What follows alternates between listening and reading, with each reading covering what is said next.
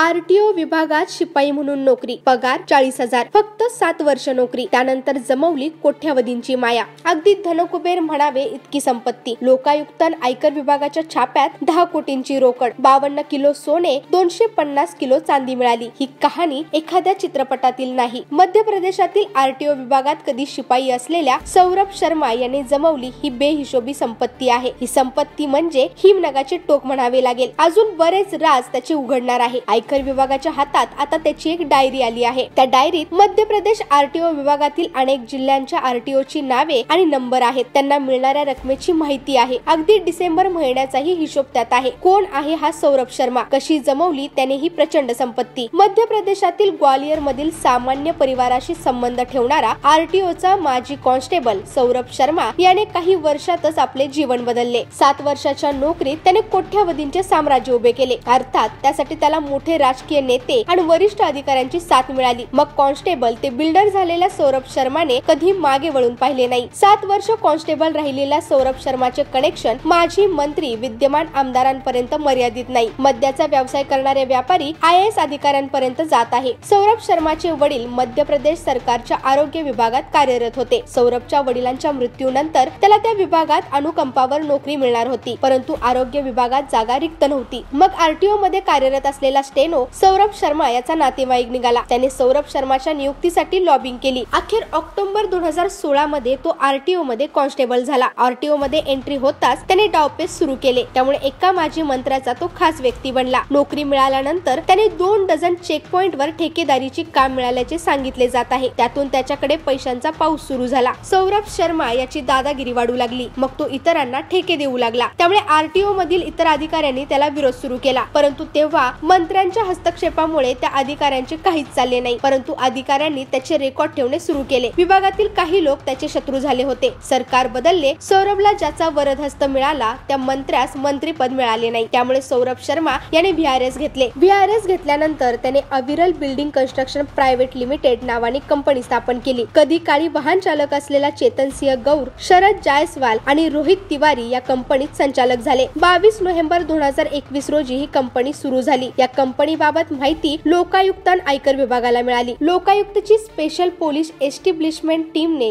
19-20 डिसेंबर रोजी शर्मा यांच्या घरी कार्यालयात छापे टाकले. त्यात उत्पन्नापेक्षा जास्त संपत्ती उघड झाली. त्याच्या घरून गाड्या, सोने चांदी, 3.8 कोटी रुपयांची रोकड मिळाली. त्याच्या कार्यालयात 4.1 कोटी रोकड, सोने चांदी मिळाले. या कारवाईची माहिती सौरभ शर्मा याला आधीच मिळाली होती. त्यामुळे त्याने MP07BA0050 या आरटीओ लिहिलेल्या गाडीत ही संपत्ती ठेवली. ही कार आयकर विभागाला 19 डिसेंबर रोजी मंडोरा जवळ जंगलात मिळाली. ही कार चेतन गौर यांच्या नावावर रजिस्टर आहे. या गाडीतच 54 किलो सोने आणि 10 कोटी रोकड मिळाली. सौरभ शर्मा त्याची पत्नी दिव्या दुबईत फरार झाले आहे. परंतु सौरभचा उजवा हात समजला जाणारा चेतन याला अटक झाली आहे. त्याच्या नावावर ती गाडी आहे. 20 डिसेंबर रोजी सौरभ शर्मा याच्याकडे 2 क्विंटल चांदी मिळाली. ही चांदी ऑफिसच्या टाईलच्या खाली होती. लोकायुक्तांनी सतत 17 तास कारवाई करत त्याच्या संपत्तीचा तपास केला. लोकायुक्त अधिकाऱ्यांच्या म्हणण्यानुसार सौरभ शर्मा याने त्याची पत्नी दिव्या, आई, बहिणी आणि जवळचे सहकारी चेतन सिंह गौर आणि शरद जयस्वाल इत्यादींच्या नावावर मालमत्ता खरेदी केली आहे. सौरभ शर्माकडे सुरू असलेली लोकायुक्तांची कारवाई पूर्ण झाली आहे. लोकायुक्त DG जयदीप प्रसाद यांनी या प्रकरणात 8,000 कोटींचा बेहिशोबी संपत्तीची माहिती मिळाल्याचे म्हटले आहे. आता 4 विभागाकडून चौकशी. त्या डायरीत काय? सौरभ शर्माचे मायाजाल पाहून या प्रकरणात लोकायुक्त, आयकर विभागानंतर डायरेक्टरेट ऑफ रेव्हेन्यू इंटेलिजन्स आणि अंमलबजावणी संचालनालय एंट्री झाली आहे. ईडीने सौरभ शर्मा आणि चेतन सिंह विरोधात प्रिव्हेन्शन ऑफ मनी लॉन्ड्रिंग नुसार गुन्हा दाखल केला आहे. लोकायुक्तांना छाप्यात 52 किलो सोन्याचे बिस्टिक मिळाल्यानंतर DRI ने हे सोने कुठून आले त्याचा सोर्स शोधण्याचे काम सुरू केले आहे. आयकर विभागाला सौरभ शर्मा याची एक डायरी मिळाली आहे. या डायरीत वर्षभरात दिलेल्या पैशांचे विवरण दिले गेले आहे. त्यात 100 कोटींपेक्षा जास्त रकमेची माहिती असल्याचे सांगितले जात आहे. मध्य प्रदेशच नव्हे तर उत्तर प्रदेशातील 52 जिल्ह्यांच्या आरटीओची नावे आणि क्रमांक त्यात आहे. परिवहन विभागातील दिग्गज अधिकाऱ्यांपर्यंत या प्रकरणाचे कनेक्शन जात आहे. या डायरीत अगदी डिसेंबर महिन्याचा हिशोब दिला आहे. यामुळे मध्य प्रदेशातील पूर्ण परिवहन विभाग रडारवर आला आहे. लोकायुक्तांच्या टीमने अनेक तास कारवाई करत मोठी रोकड आणि संपत्ती जप्त केली. सौरभ शर्माचे घर आलिशान महल. सौरभ शर्मा याचे घर म्हणजे आलिशान महल आहे. त्याच्या घराची किंमत कोट्यावधी रुपयांमध्ये आहे. त्याने त्याच्या घराच्या सजावट आणि इंटेरियर डिझायनिंग वर 2 कोटी रुपये खर्च केले. त्यावरून त्याच्या घराची भव्यता लक्षात येते. एखाद्या मोठ्या उद्योगपतीच्या नेहमीच्या घराप्रमाणे त्याच्या घरात महागड्या सॅनिटरी वेअर, झुंबर आणि इतर चैनीच्या वस्तू आहेत. त्याच्याकडे आलिशान गाड्यांचा ताफा सुद्धा आहे. नितीन गडकरी यांच्या पत्रानंतर सुरू झाला तपास. केंद्रीय मंत्री नितीन गडकरी यांच्या एका पत्रानंतर सौरभ शर्मा प्रकरणाचा तपास सुरू झाल्याचे म्हटले जात आहे. नितीन यांनी 16 जुलै 2022 रोजी मध्य प्रदेशचे तत्कालीन मुख्य सचिव इक्बाल सिंह बैस यांना पत्र लिहिले होते. त्या पत्रात मध्य प्रदेशातील आरटीओ अधिकारी आणि कर्मचारी चेक पोस्टरवर मोठ्या प्रमाणावर लाच चोरी करत असल्याचे म्हटले होते. एंट्री पोस्टवर गाडीचे सर्व कागदपत्रे व्यवस्थित असतानाही ट्रक चालक आणि मालकांकडून वसुली केली जात आहे. त्यामुळे मध्य प्रदेशचे नाव खराब होत आहे. त्या प्रकरणात कठोर कारवाई करावी असे नितीन गडकरी यांनी म्हटले आहे. नितीन गडकरी यांनी हे पत्र तत्कालीन मुख्यमंत्री शिवराज सिंह चौहान आणि तत्कालीन परिवहन मंत्री गोविंद सिंह राजपूत यांना पाठवले होते. त्यानंतर कारवाईचे चक्र सुरू झाल्याचे म्हटले जात आहे. परिवहन विभागातील शिपाई असलेल्या सौरभ शर्माने फक्त 7 वर्षाच्या नोकरीतून ही माया जमवली. हे सर्व पाहून अनेकांना धक्का बसला. एका शिपाईने जमवलेली संपत्ती ही त्याने फक्त स्वतःच्या बळावर मिळवली का, तर या प्रश्नाचे उत्तर नाही असणार आहे. त्याच्या मागे अनेक लोक आहेत. राजकीय नेते आणि अधिकारी असल्याशिवाय ही संपत्ती त्याला मिळवता आली नाही. त्याच्याकडे मिळालेल्या संपत्तीत अधिकारी आणि नेत्यांचा वाटा असणार आहे. सौरभ शर्मा कारवाईपूर्वीच दुबईत फरार झाला. त्यामुळे त्याला या कारवाईची माहिती मिळाल्याचे सांगितले जात आहे. आता ही कारवाई फक्त शिपाईपर्यंत मर्यादित न राहता